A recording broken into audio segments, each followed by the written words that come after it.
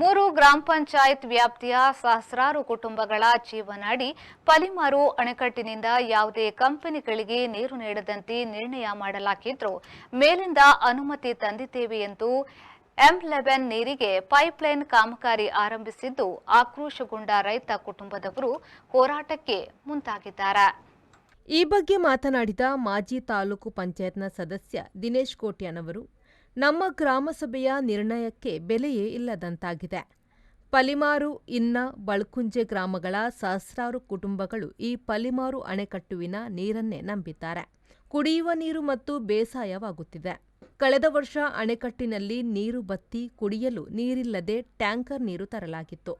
ಜನರ ಧಾರ್ಮಿಕ ಚಿಂತನೆಯ ನಂದಿಕೂರಿನ ದೇವರ ಕಾಡನ್ನು ನಾಶಗೊಳಿಸಿದ ಸ್ಥಳದಲ್ಲಿ ನಿರ್ಮಾಣಗೊಳ್ಳುತ್ತಿರುವ M11 ಆಯಿಲ್ ಕಂಪನಿಯು ಗ್ರಾಮದ ಮಾಜಿ ಅಧ್ಯಕ್ಷನಿಗೆ ಅಣೆಕಟ್ಟುವಿನಿಂದ ನೀರೆತ್ತುವ ಪೈಪ್ಲೈನ್ ಕಾಮಗಾರಿಯ ಗುತ್ತಿಗೆಯನ್ನು ನೀಡಿದೆ. ಕಂಪನಿಗಳಿಗೆ ನೀರು ಎತ್ತಲು ಅವಕಾಶ ನೀಡುವುದಿಲ್ಲ. ಗ್ರಾಮಸ್ಥರನ್ನು ಕತ್ತಲಲ್ಲಿಟ್ಟು ಹಾಗೆ ಮಾಡಿದರೆ ಮುಂದಿನ ಯಾವುದೇ ಕಷ್ಟ ನಷ್ಟಗಳಿಗೆ ಅನುಮತಿಸಿದ ಇಲಾಖೆಯೇ ಜವಾಬ್ದಾರಿಯಾಗಬೇಕಾದೀತು ಎಂಬುದಾಗಿ ಎಚ್ಚರಿಸಿದ್ದಾರೆ. ನಾನು ದಿನೇಶ್ ಕೋಟ್ಯಾನ್, ಪಲಿಮಾರು ಗ್ರಾಮ ಪಂಚಾಯತ್ ಮಾಜಿ ತಾಲೂಕು ಪಂಚಾಯತ್ ಮೆಂಬರ್. ಇಲ್ಲಿ ಪಲಿಮಾರು ಗ್ರಾಮ ಪಂಚಾಯತ್ ವ್ಯಾಪ್ತಿಯ ನಂದಿಕೂರು ಗ್ರಾಮದಲ್ಲಿ M11 ಇಂಡಸ್ಟ್ರಿ ಅಂತೇಳಿ ಒಂದು ಬೃಹತ್ ಕಂಪನಿ ಈಗ ನಿರ್ಮಾಣವಾಗ್ತಿದೆ.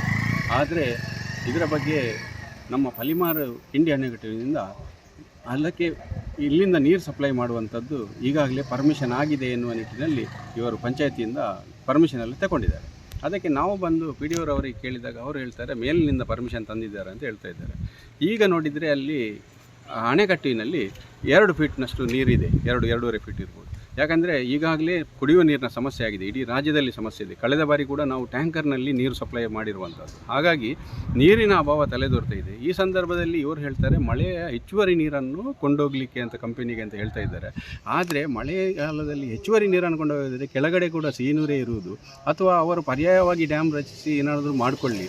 ಆದರೆ ಕಂಪನಿಗೆ ಇಲ್ಲಿ ಕೃಷಿಗೆ ಉಪಯೋಗ ಆಗುವಂಥ ರೈತರ ನೀರು, ಕುಡಿಯುವ ನೀರನ್ನು ಕಂಪನಿಗೆ ಬಳಸುವಂಥದ್ದು ತಪ್ಪು.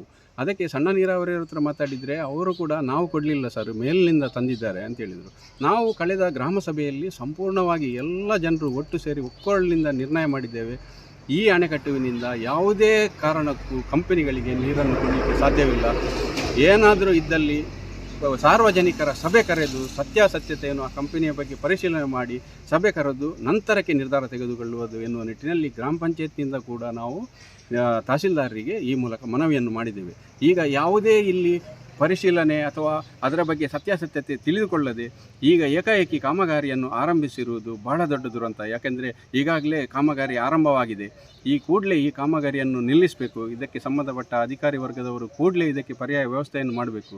ಯಾಕೆಂದರೆ ರೈತರ ಸಮಸ್ಯೆ ಬಹಳಷ್ಟು ದೊಡ್ಡ ಸಮಸ್ಯೆ.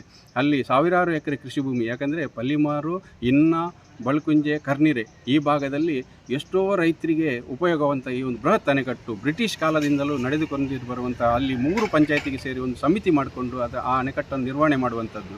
ಯಾಕೆಂದರೆ ಒಂದು ಪಂಚಾಯತಿಗೆ ಬರುವುದಿಲ್ಲ ಅದು.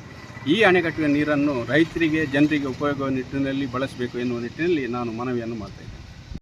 ಮಾಜಿ ಸಚಿವ ವಿನಯಕುಮಾರ್ ಸೊರಕೆ ನೇತೃತ್ವದಲ್ಲಿ ಇತ್ತೀಚೆಗೆ ನಡೆದ ಪ್ರತಿಭಟನೆಯ ಅಜೆಂಡಾಗಳಲ್ಲಿ ಕಂಪನಿಗೆ ನೀರು ನೀಡದಂತೆ ಆಗ್ರಹಿಸಿದ್ದು ಕೂಡ ಒಂದಾಗಿದೆ. ಆ ಪ್ರತಿಭಟನೆಯಲ್ಲಿ ಕಾಂಗ್ರೆಸ್ ಮುಖಂಡ ಎಂಬುದಾಗಿ ಭಾಗವಹಿಸಿದ್ದ ವ್ಯಕ್ತಿಯೇ ಈ ಪೈಪ್ಲೈನ್ನ ಕಾಮಗಾರಿಯ ಗುತ್ತಿಗೆಯನ್ನು ವಹಿಸಿದ್ದು ವಿಪರ್ಯಾಸ. Suresh Sharmal, V4 news, Padubidri.